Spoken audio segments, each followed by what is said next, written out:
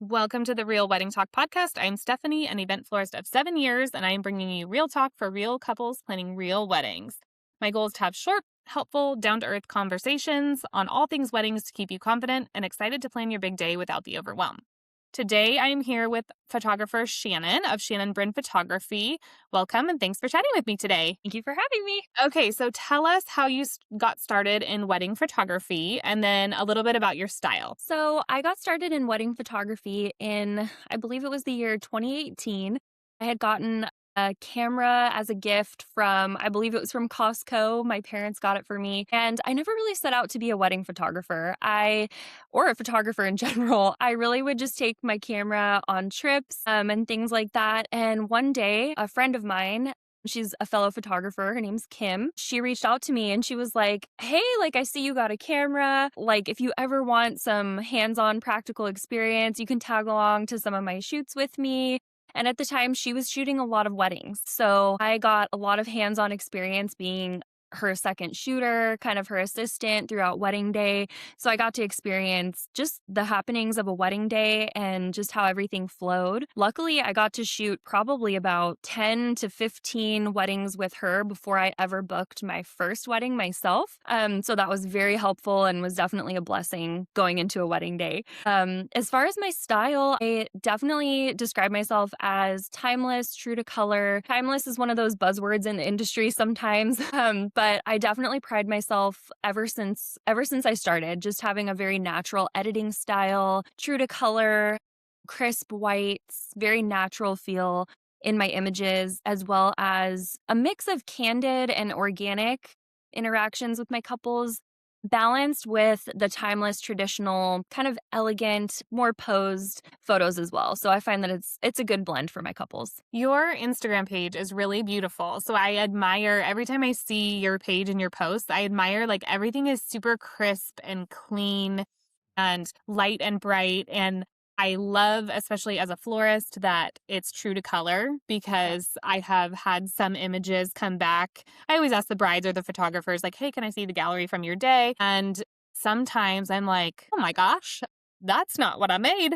I mean, it is, but the colors are all different. So I appreciate that about your style too, just how crisp and clean and true to color that you're able to capture. Thank you. Yeah, I find that my couples and other vendors, such as yourself, appreciate how things naturally, organically looked in the moment, whether it's a particular flower or a tablecloth or even the suit on the groom and groomsmen.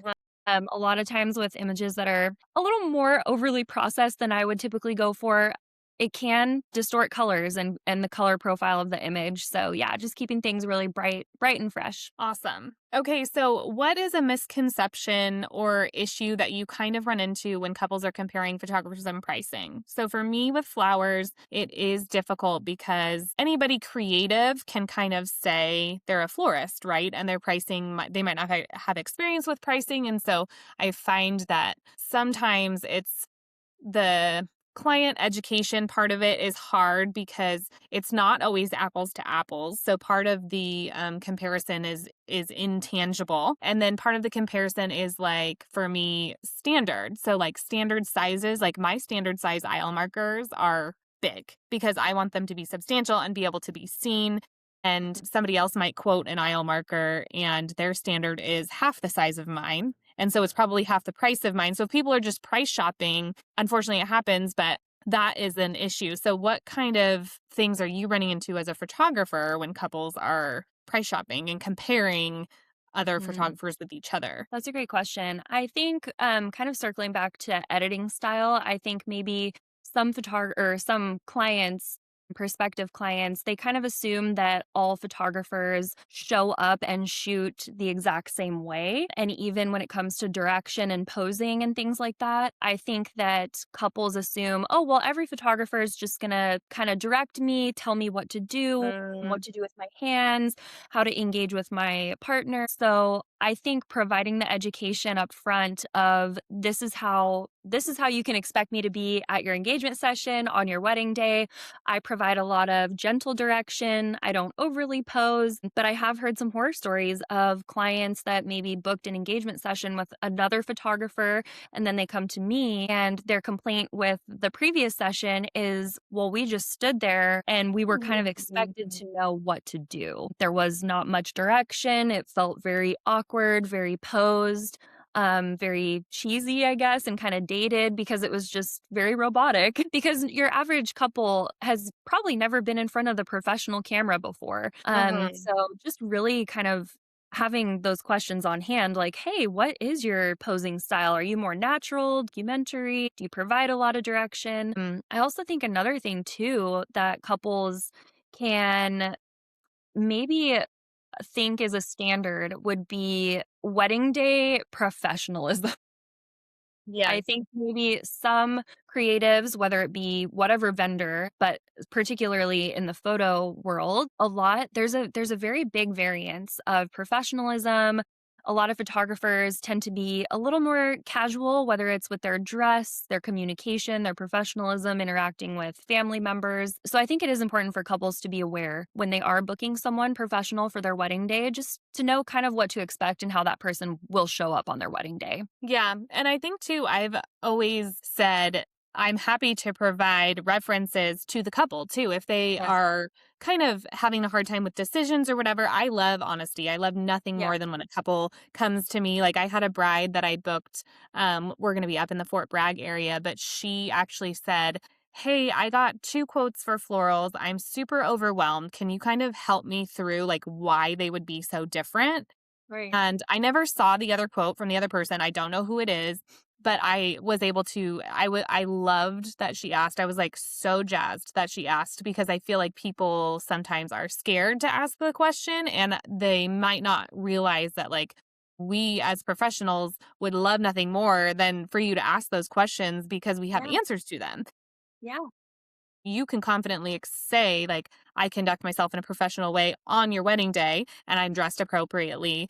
And, all of these things are not prepared to answer those questions, then I would say maybe that's a little flag where you're like, well, if they don't have an answer for it, or if they can't answer it well, perhaps maybe they're not experienced or, whatnot. So I love when couples ask questions. I don't any question. It's fine with me.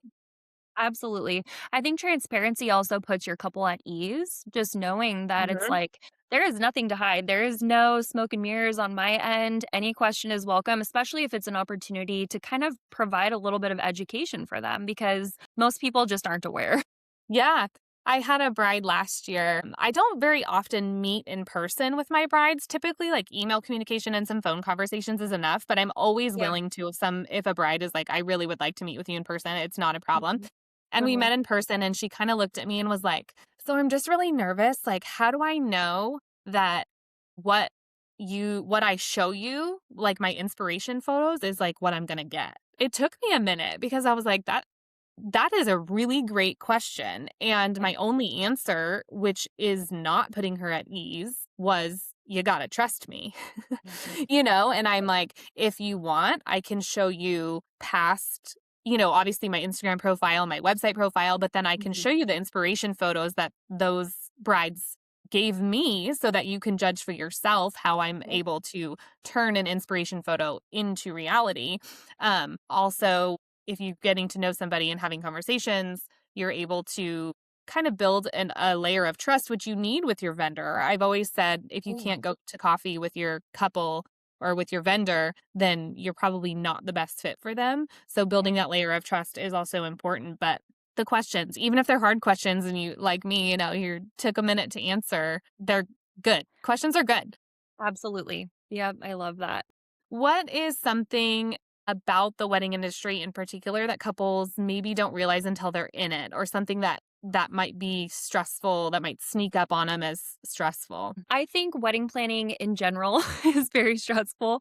I will be honest, when I got married in April of last year, I was a little cocky. I was like, "Well, I'm in the industry. I know exactly what to expect. I know, how things go." And it was a very humbling experience. But it brought me down to where most couples are, just kind of don't really know which way is up and kind of a little bit exposed, honestly. Yeah, just really wedding planning, whether it be budgeting, managing expectations, whether it be guest expectations, family expectations, or even expectations of yourself and your fiance. Yeah, really just getting in there and planning this huge event that is very costly and very time consuming, and it's a labor of love. But really just figuring out what your priorities are and narrowing down on those and really putting all your energy into that. But yeah, it was a wake up call for me for sure.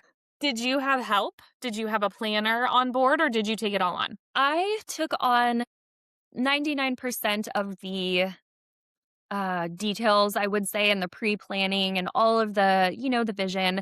I definitely didn't have a full service planner. I did have a wonderful day of helper who helped with some tasks leading up, but I highly recommend for all of my couples, like you need to get yourself a planner for sure. Yeah.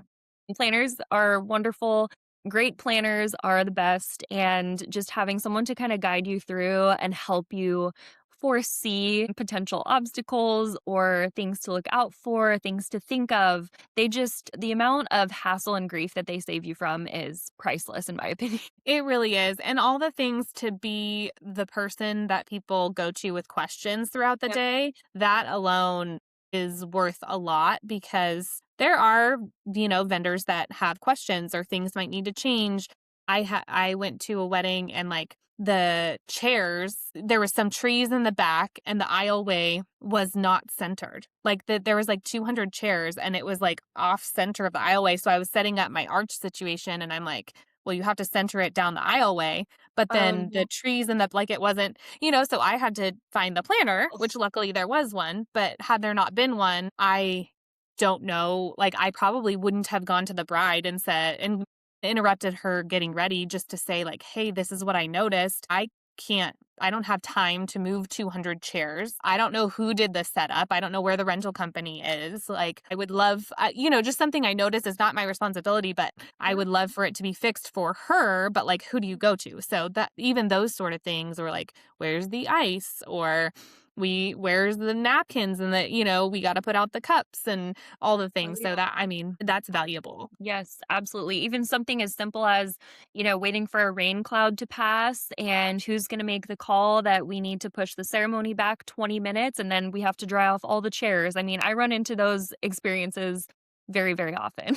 So when there's not a planner on board, feel like that automatically defaults to you as the photographer and the DJ because then and you don't have like walkie-talkies to communicate with each other. So he's the one making the announcements, right? Or the MC, and you are the one that's now handling the timeline because there's not a planner kind of telling you, "Hey, you have 15 minutes before we're doing introductions," or you telling them, "Hey, I need 2 more minutes with this sunset photos," or whatever. So how does that impact I would have to imagine it's a massive impact on your day when there's not a planner. Absolutely. And I feel this one in my soul. Not so much present day. I don't run into this scenario as much because I feel like just kind of the bracket of the market that I'm in, like I said, 99% of my couples are working with a great planner, and I am so thankful for that. However, I have had experiences in the past where, and you hit the nail on the head perfectly at like between the alliance of the photographer and the DJ, because anytime that, the planner is either absentee or there isn't one, the first thing I do is I find the DJ and I'm like, "We are gonna Mhm. form an alliance. Like, Yep. I have your back, you have my back. Let's communicate. Let's get through this." And to be honest, it is unfair to your vendors and even to your guests to place kind of that expectation that we're gonna rally together and we're gonna fix it and we're gonna make it work. Because to be quite honest, it's not under the umbrella of the DJ's job. It's Mhm. not under my umbrella, but it is something I've done with a smile, honestly, in the past. But like you said, I've had guests approach me before where there wasn't a planner and it's like they're asking me like, "Oh, where's the bathroom?" and "Oh, when are appetizers gonna come out?" And I'm like, "Do you see these cameras? I am not the planner."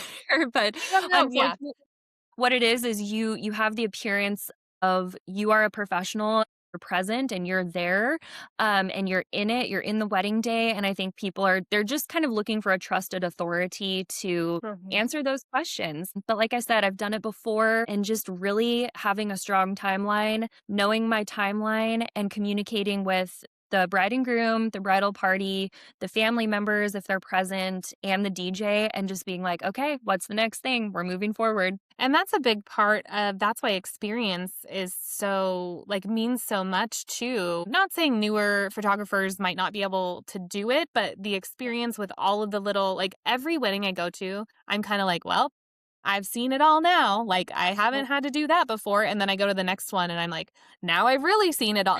There's always something that happens where I'm like, oh, gotta, bob and weave for that, gotta be prepared for that. And just adding to my toolbox, like literally my toolbox of things that I've needed. So that part of choosing a vendor is important. Like if they don't have a planner, they need to be asking, well, are you going to take charge or what is it? I had a couple other interviews and sometimes couples are trying to make the photographers like set the table or, they're Mhm. trying to kind of get extra things where they can, which I don't fault them for. Weddings are so expensive and I understand like I said any question if you ask me, "Hey, will you set my plates?" I'll tell you no, but I don't fault you for asking, you know what I mean? So that experience is so important on how you handle a situation. And I have also heard that some vendors are requiring as part of like your booking them that you have a planner on board, which I thought was interesting. I hadn't heard that before. So that's newer maybe. Yeah.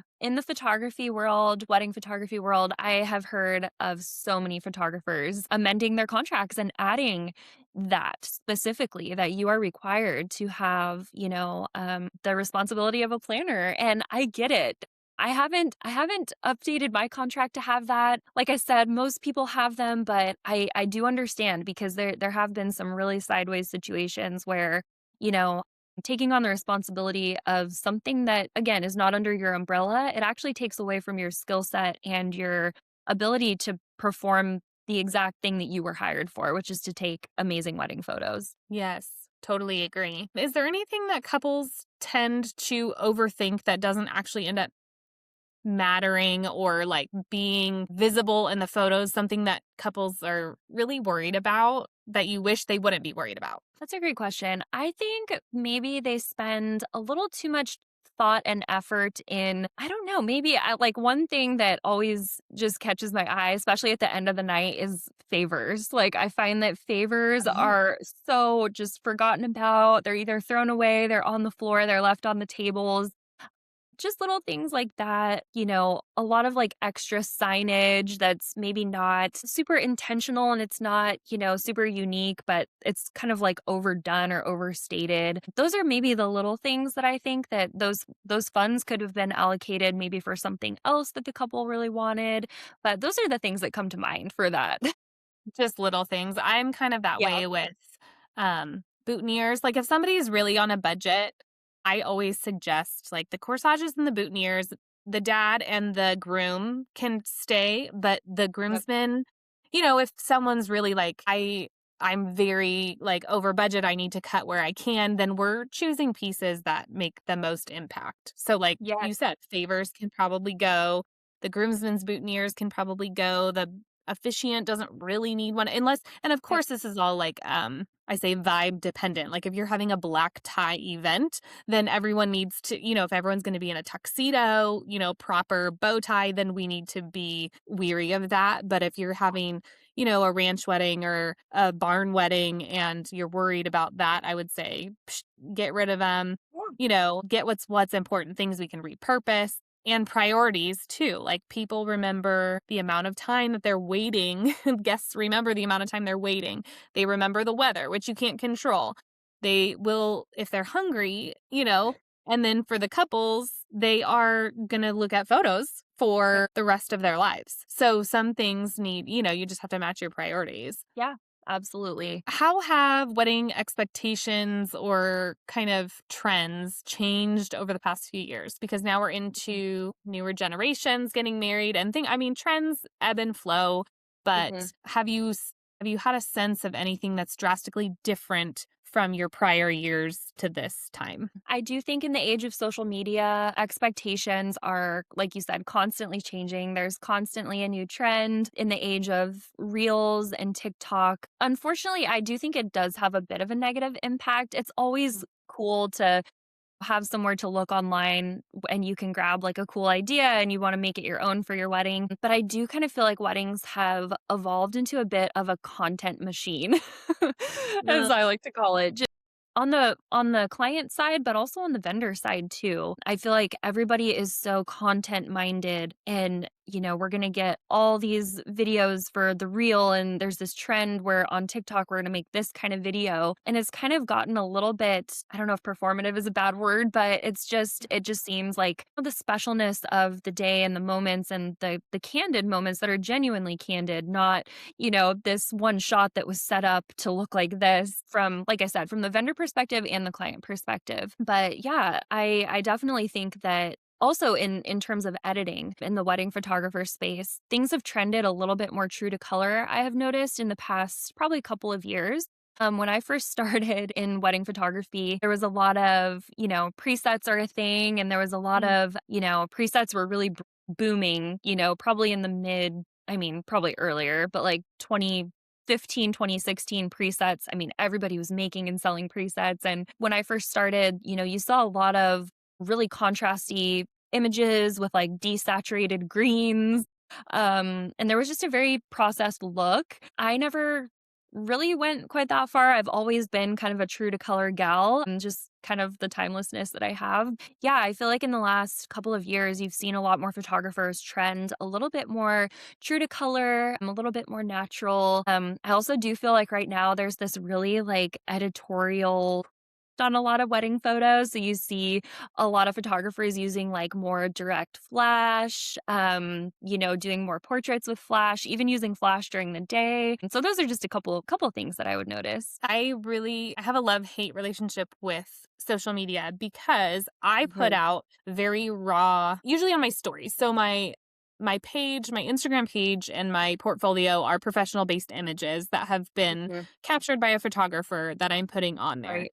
But my stories, my behind the scenes are all very raw and real. I think that's really important for brides and grooms to see like how I'm working, and it's kind of like you're hiring the person, right? Yeah. So I do that, but not many people do. I feel like they're not everything is very like styled and like Instagram perfect, and I think people spend a lot of time getting the content for Instagram. Yeah. And so that kind of has impacted, I think, people's expectations because they feel like life is going to be or like the planning process is like romanticized. And then Yes. when they get into it, they're like, "Oh wait, this isn't real life." Like I'm shocked and they're kind of thrown for a loop. And so I'm out Yeah. here being like, "No, it's not that way. Like this is what it really is. It's not pretty, but here it is."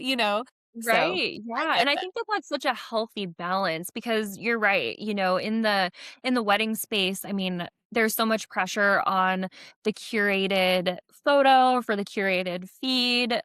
But I think it's really neat to balance, like in your stories, I think is a great place for that. Just to show like, hey, like while you see this photo, this is really what was going on. And like there was a downpour or like a truck got stuck on the road up to the venue and just like Yeah. kind of like keeping it real, I feel is really, really good for couples to see. Yes, I agree. So, give us an idea of your day. So, what does your wedding day look like? Are you, waking up at 5 in the morning to get ready to fuel your body and get ready? How late are you working? How long are you editing typically? Like, what does your day look like? Yeah, that's a great question. Wedding days are honestly still such an adrenaline rush. That has never really gone away for me. I think in the beginning, it was more of like, oh my gosh, I'm so nervous. I'm going to go shoot a wedding day. And now I'm more just like, I'm still amped up, but I'm like, let's go. Like, let's go see this beautiful day. I'm so excited. Like, I'm excited to shoot at this one location, like, that I was thinking about before. But I will say, as I've progressed in my business, a huge part of having a smooth and successful wedding day for my couple is pre-communication. So I do a ton of pre-wedding day communication with my couple. Nothing really happens by accident or by Mhm. happenstance because there's just so many variables in a wedding day. So having like a detailed questionnaire that my couples get, usually communication with a planner or even a florist as well, just knowing like, hey, this is what time the reception space is going to be fully set for your detail photos. And so I like to go into a wedding day having those pieces of information, also knowing what parts of the day my couple is most excited about and what they're really looking forward to. So I can really, have my eyes extra wide open in those times so that I can capture more of those special moments. But yeah, definitely a lot of my wedding days, they do involve travel. So just, having the vehicle gassed up and my gear packed and nice and orderly and kind of just thinking about extra batteries, extra SD cards, being prepared for my second photographer, having whatever he or she may need, making sure you're getting to the venue nice and early. One thing I have done in probably the last year and a half or so, I've put a little bit more effort into this. This may sound a little superficial, but I've put a little bit more effort into my wedding day, like attire or appearance. I really do find I love that phrase, like dress for the job you want kind of a thing. Mhm. And I have found like it's just such a psychological thing. Like when I have a really nice formal black dress that's ironed and I have, maybe a little bit nicer of a shoe option, like a little less casual. I find that I just kind of show up a little bit more professional. It's just such a weird psychology trick, I feel. But just showing up extra professional for any even guests or other vendors who may see me, just kind of putting that out there that I take my job very seriously. I take a lot of pride into who I'm showing up as on a wedding day. But yeah, and then really just hitting the ground running. I like to show up a little early, like I said, scout the venue if I haven't been there before, kind of gauge where the sun is going to be at certain times of the day. Where's a good spot going to be for couples portraits? Are we doing a first look? What would be really pretty for that? So just a lot of scheming in my own mind, kind of making a game plan for the day. And then, yeah, fast forward all the way through to the end of the night. Most of my packages are between 8 and 9 hours. So that's a pretty good full day coverage, able to capture getting ready photos all the way through, usually open dance floor dancing photos as well. Uh-huh. But yeah, and then the long drive home and I just drive in silence, completely tired, my feet are hurting, and Yes. that's a very real part of the day.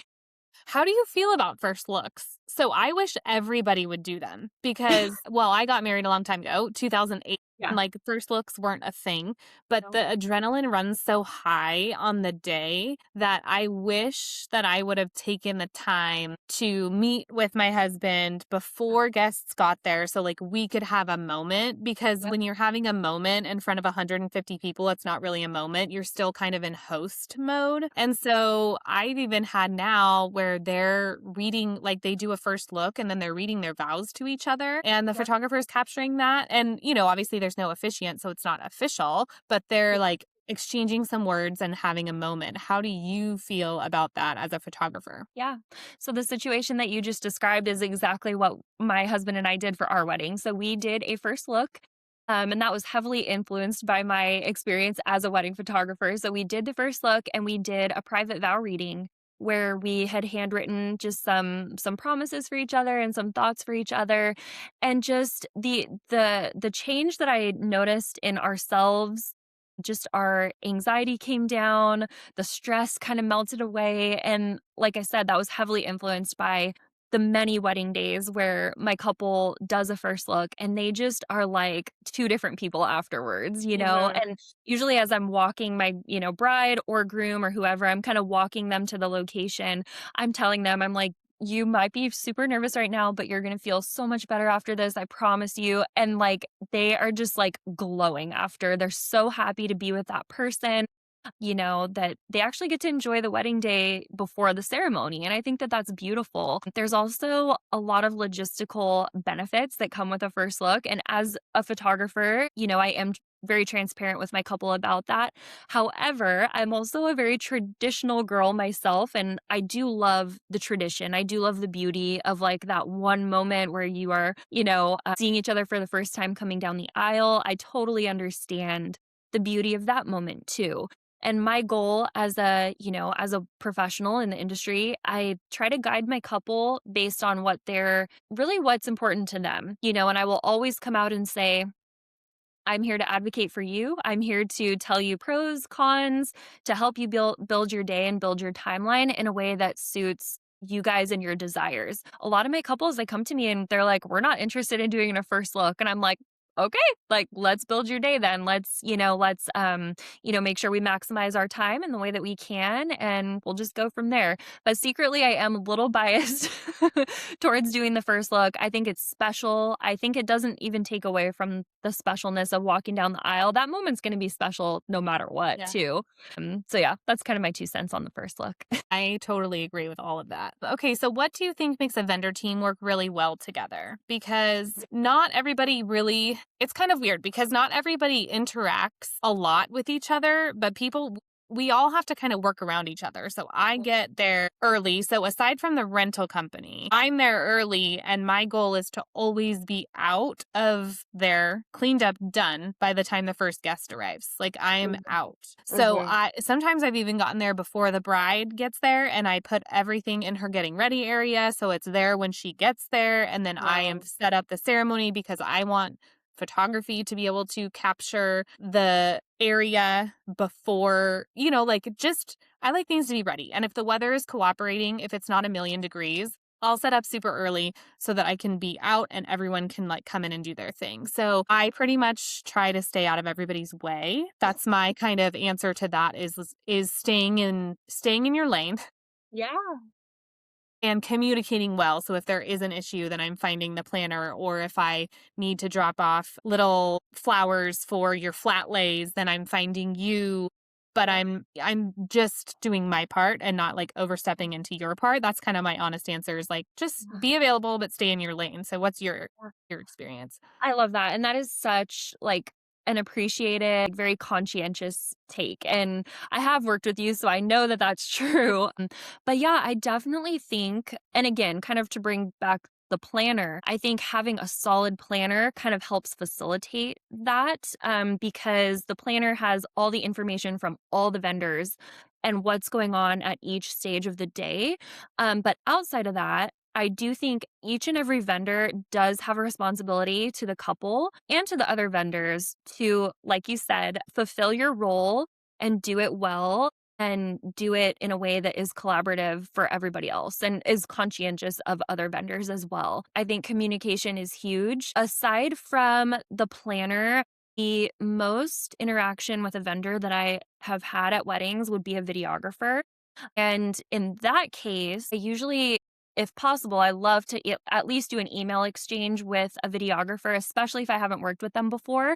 And just sharing my timeline notes from a photo based perspective, like, hey, like I have shot at this venue before, there's this one really pretty stairway that we could do, bridal portraits on or something like that. And just really, like you said, kind of doing your expertise and fulfilling, your job duties, but also being mindful and respectful of they also have a job to do too. So in the example of photo and video, I try very hard to be mindful that video requires a good amount of movement in the couple, in the subject that Mhm. they're videoing. So keeping mindful in my posing of at least every pose that I do, I'm going to try to incorporate a little bit of movement, whether it's just walking and swaying together or like a little turn or, reaching up and touching a face, like, because that way the shot that I'm getting can also be repurposed in that exact moment. The videographers can be filming that. And then we're both getting something That's great. It's great for us. It's great for the couple. But yeah, just teamwork and just knowing also that a wedding day is not about you. Like it's not about me as the photographer and oh, I'm going to get all these great shots and it's going to be great. My portfolio is going to be great. But ultimately, the couple hired you and you're there for the couple. So doing your best ability for them and having that be your ultimate mindset. I love that you mentioned being conscientious of what the videographer is capturing because it didn't dawn on me until you said it. The point of view that they're getting should be cohesive with the point of view that you're getting. And I'm guessing, correct me if I'm wrong, but someone that's choosing you is probably going to choose a videographer who has a similar style and point of view. Maybe not, maybe they're different, but still the option you're kind of taking almost a little bit of production off of the shoulders of the videographer because you have curated that in the moment that you're capturing, thinking about them. That's brilliant. Yeah, and like you said, just being collaborative, and also just trying to be polite yourself. And, I know there's been a couple of times where maybe I stepped in front of a videographer's shot and just learning that for next time, like, oh, okay, like they're also filming, make sure that like, okay, they got what they needed. Now I can proceed on to the next thing. And we've all heard horror stories. I'm sure you have your share of them where it's like someone totally like was not thinking and was not conscientious and like something bad happened or there was a disaster moment. I do remember this one experience and videographers are wonderful. I love to work with them, but there was one experience where the videographer I was working with definitely just kind of put on this like director cap and was over directing and was totally just on a train track that I was not on. And it made things really difficult because it was like they had all these grand ideas of all these shots that maybe I wouldn't have chosen to do and were a little contrived and awkward. And it makes it really hard to be collaborative when it's like, this is my shot. I'm the director of this movie. Action, So Yeah. just being mindful of all the vendors, really. Yes. I love that. Okay. When things don't go exactly as planned, what is usually that you see that makes the biggest difference in having it turn out okay? Like, is it mindset? Is it having a snack and a Gatorade? Is it having some like what is it that's the key thing that if something goes wrong, Yeah. inevitably things might not go wrong, but they might not always go as smoothly as we hope. Yep. For me, I definitely think you hit the nail on the head. It's mindset, my own attitude, and professionalism. How am I going to choose to show up in a moment where things are going sideways? Maybe it's like, the videographer going down the wrong track or, the list of things. Oh my goodness, I could just go on. But whether it's, a weather instance where there's a terrible downpour that's coming and it was unexpected, or you have wind and it's blowing tents over, just kind of meeting the challenge, meeting the problem, and showing up in a way that provides confidence and ease to your client. And there has been so many times where internally I'm freaking out. I'm like, okay, it's 40 degrees, it's pouring rain, there's lightning. What am I going to do with this? This is not ideal. But again, it's all about the client. It's about providing ease for that client and just going into problem solving mode. Okay, it's pouring rain. Well, there's a really pretty like building with an eave that has like a little roofed area. It's a cement floor, so we're not going to be in the mud. Let's maybe take some safety images there where if I don't get to come out later with them, these images are going to be safe and they're still going to look good. They're still going to be pretty. And really just providing that confidence to your client like, I have a plan, I'm sorry that this is happening. I feel for you. We're going to get through it. Here's what we're going to do. Here's my solution and truly just showing up and serving your client and being a problem solver. I swear, and I'm sure you know this too, but 99% of a wedding day sometimes is problem solving, whether Mhm. it's a family circumstance, a weather event, something going wrong at the venue. Just showing up and being like, what is a beautiful, classy, and professional way that I can solve this problem right now? I love that. That's true. It happens. Happens all the time. What do you notice, or do you notice anything in particular recently that couples are struggling with when they're choosing their vendors or when they're wedding planning in general? Have you noticed a certain struggle that couples are having? I think One struggle might be kind of like what we touched on earlier, expectations. And again, just having a proper reality based expectation of what you can expect from the experience and the delivered product, the delivered, final result from each of your vendors. And again, a lot of that involves communication. So I try to address some of those expectations ahead of time, whether it's in a consult call or in a questionnaire or something like that. Just kind of like over communicating to hopefully avoid an instance where it's like, "Oh, well, we thought you were going to take care of that," or do photographers not do X, Y, or Z, So it's like I have all these things in my mind where, maybe it's a question that a previous couple had, but coming forward and being like, oh, and by the way, in this situation, like, this is what I do. I will shoot your flower detail photos when your florist drops off your bouquet at the bridal suite, So just kind of like front loading with communication is a really good way to manage healthy expectations with your couple. Yeah, I have found that it definitely can ward off a lot of unfavorable outcomes in the future. Yeah, just the forethought behind and the intention behind your work. I mean, that makes a big difference. Yep. Okay, so where do you go for weddings? I didn't ask that at the beginning. Where do you travel? Are you traveling everywhere? Are you local to your area? Where are you for weddings? Yeah, so my local market, I would probably define as I would probably say Northern California. I typically serve 90-ish% of my couples are as far south as Santa Barbara, all the way as far north as like Chico, Placerville area, Northern California. And then of course Bay Area all the way to probably like Tahoe area. So just a nice little section of California. I have in the past shot quite a bit of out of state weddings. I've done Washington State, Idaho, Oregon a little bit. I'm genuinely like I'm so open for destinations across the US. I don't know that I would tackle international. I've never gotten an international wedding inquiry. Actually, I did get one, but they didn't book me probably because I have never done one before. Yeah. Honestly, I would be pretty open to just about anywhere in the US. I am really drawn, this is a side note, but I am really drawn to like a lot of the venues that exist in like the South, like kind of Southern style Yeah. venues, like, that is just my cup of tea. You have, like, the historic buildings, you have, like, these beautiful, oak trees with the Spanish moss. I'm like, "Ooh, I need to shoot a wedding in the South." That's so funny you say that because I have for probably 3 years now, realistically, been trying to find a spot in California that can mimic a southern, like, bayou, Yeah, mossy kind of vibe. I wanna do, like, a moody shoot, love and it. we don't have moss growing from trees here, like, that's not a thing, and so I've been trying so hard. I'm like, everybody I know, I'm like, "Hey, do you have a little spot? Do you have, like, a mossy spot that I can, like, curate this image, something by the water?" And everyone's like, "You're out to lunch, like, you're not gonna find it here," and Yep, yep, I gotta make it to the South. I'm with you.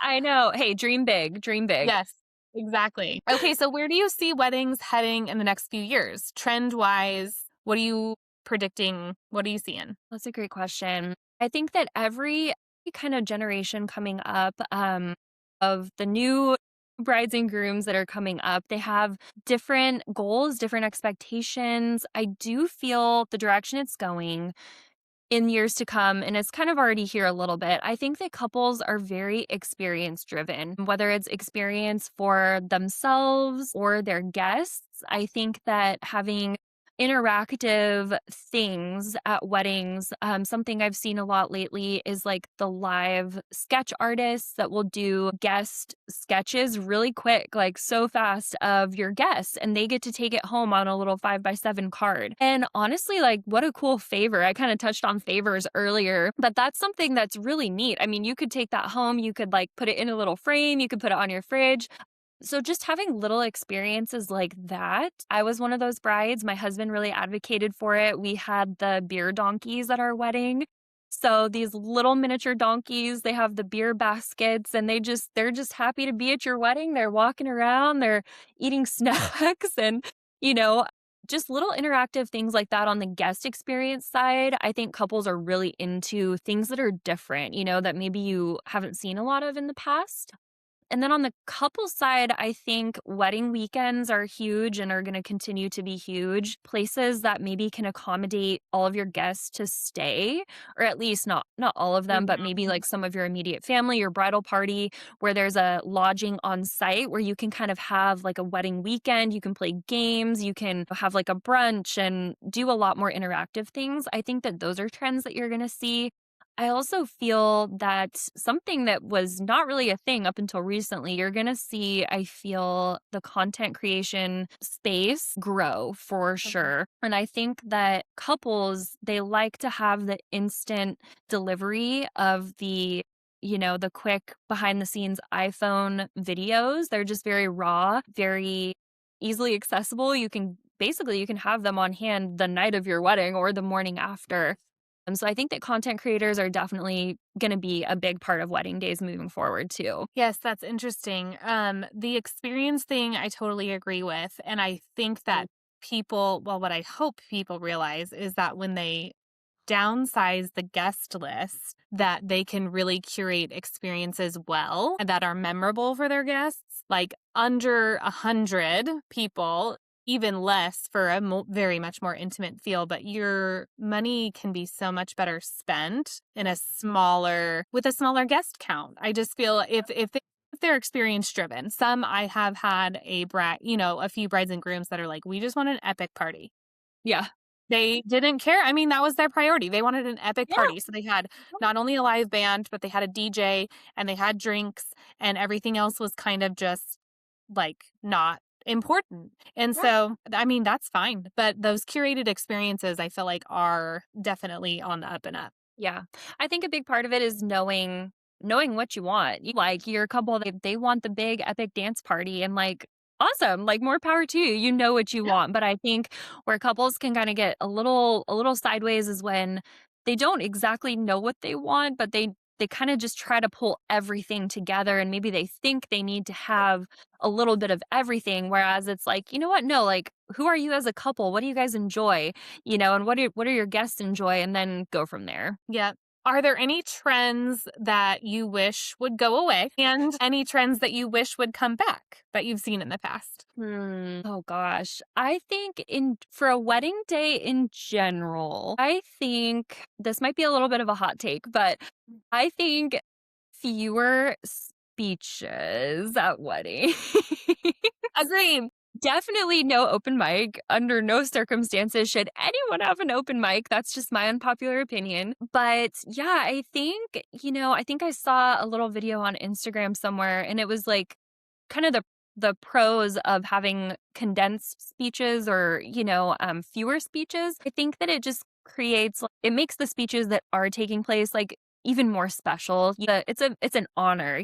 And one thing that I've seen couples do and I think is genius is maybe do like a more casual speech opportunity maybe at your rehearsal dinner. And it's a little more intimate and maybe like if there's some bridal party members who are like, "You know what? Like I really want to you know, do like a fun lighthearted speech or a song or something, that maybe could be something that's really special at a rehearsal dinner." And then maybe reserve some just very, very, very special, important family members for wedding day, maybe like 3 or less. That's just my hot take. But yeah, and then photography speaking, I don't really know. I love where a lot of the editing trends right now are a little bit more fresh and true to color. I'm biased on that because that kind of is my style. I love it. I love the way colors look, the way nature looks, greens, flowers, everything. So that can definitely stay. I think that that's a good one that can stick around. Awesome. For me, what I would love to see more of is draping, like really Mm, layered draping. I feel like that maybe is coming back. I I love never get sick of white, is like all white flowers. I never get sick of that one. I yeah. was a little bit ready for pampas grass to go away. Oh, yes. For a while, it was like pampas grass boho, so I was using, like, the toffee Yes. roses and the golden Yeah. mustard roses, and they're beautiful, don't get me Oh, wrong, yeah. but Oh, yeah. it was a lot. So I'm hoping that I see in the flower land more bold color. I don't want people to be Yes. afraid of color, like fuchsia and, Oh, yeah. pinks and yellows and just like Yes. really dramatic florals. I would True. love to see more of. And the draping. There's been a couple events that the draping, I just was, it makes a beautiful backdrop. It can really transform a space. So I think draping is underrated and should definitely come back. Yes, I love draping. I do feel like you are seeing it a little bit more now, and you're right, it's simple. I mean, it's conceptually, it's pretty simple, but it does add, like, this really, like, rich, elegant, like, texture and backdrop for a reception space or even a ceremony I've seen. So, yeah, hopefully we'll see more of that. Yes, and also I'm gonna add printed tablecloths, printed Yes. linens, and printed bridesmaids dresses with a flat like, at first, I was like, "Ooh, it's gonna be too much," but really, it's gorgeous. It's Mhm. really pretty. Yeah, Pattern I do have one that I just thought of. So, one thing I am a little bit over, and I've done it a little bit myself, but it's definitely a trend in the photo space, is photos that are taken off, like, with not a straight horizon. Like, it's kind of a vibe, it's a trend, and it's like this, like, it's Mhm. almost like you were, like, falling as you took it, and I will Yeah. admit, I've experimented with it myself, but I'm kinda like, I think it's had its moment. I think it's on its way out." I just recently got a gallery and almost all of the photos were like that. And I like all of them of people I thought, well, that is an interesting point of view. It's the first time I had seen it, honestly. Yeah, It was a younger photographer. yeah, So I don't know if that is a reflection of age or generation or just personal style. Like this person yeah, could have been any age and that could have been their style. And it was yeah. fine, but it did take me aback because I was like, I just wanted to be like, wait, it's Autocorrect.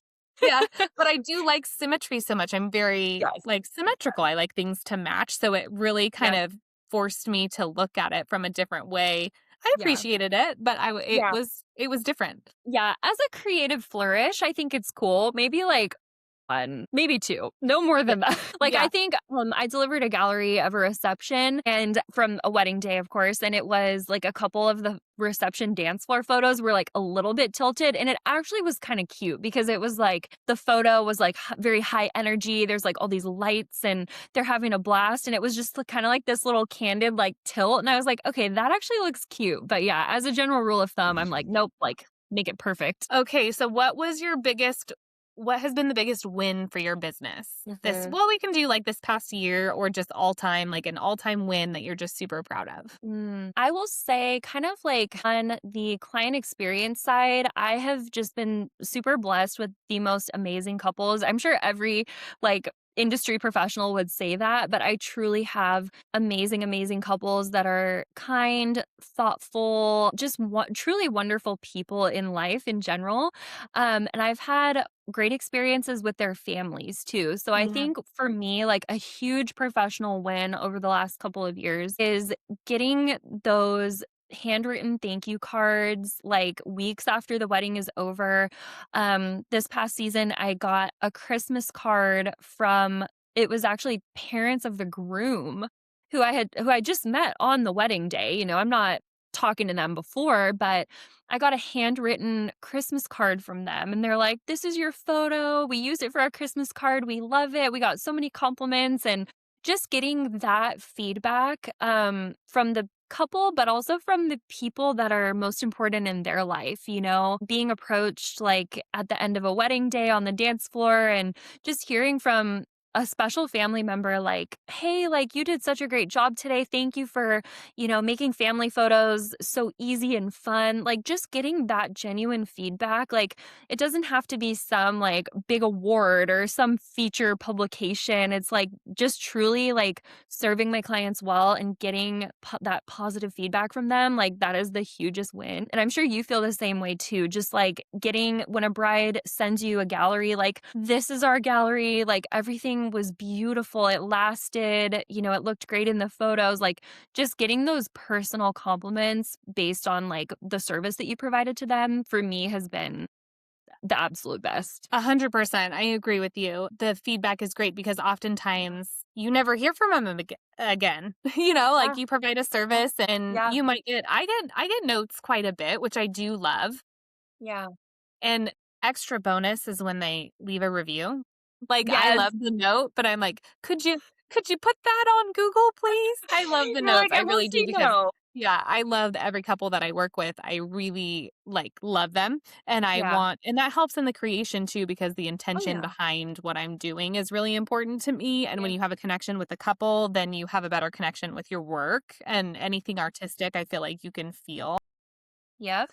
So, Absolutely. okay, we're gonna end with, like, a this or that, just a rapid fire. Hey.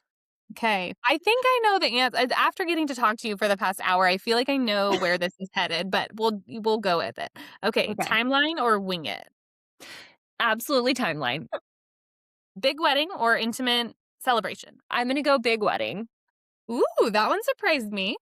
You know, it's funny, sidetrack. For me, personally, my husband and I, it was intimate wedding. I think we had about 70 guests and it was super, super special. But from a photographer standpoint, I love shooting big weddings, if that makes sense. Okay, I love that. Bold color or monochromatic? I'm gonna go color. I like the colorful florals, like you said, the printed table linens, colorful bridesmaids dresses, just kind of bringing in color. I feel like it can make your venue just pop. Totally. Sunrise or sunset? Sunset.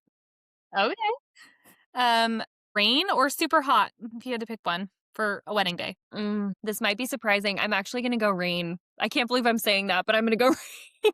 Everybody has said rain. I swear. I mean, me, rain is but flowers do so much better in the rain. Oh, yeah, and Being the heat. hot is miserable. Like, as a guest, I have been roasting, and as a vendor, I have been roasting, and I just really hate doing that. Yes. However, if you were to ask me rain or wind, I would still say rain because wind, from a floral standpoint, anything standpoint, wind is terrible. Wind is so bad. Just when it comes to hair and decor, everything gets knocked over. Wind is worse than heat, in my opinion. I would agree. Wind is a florist, planner, decorator's Nightmare.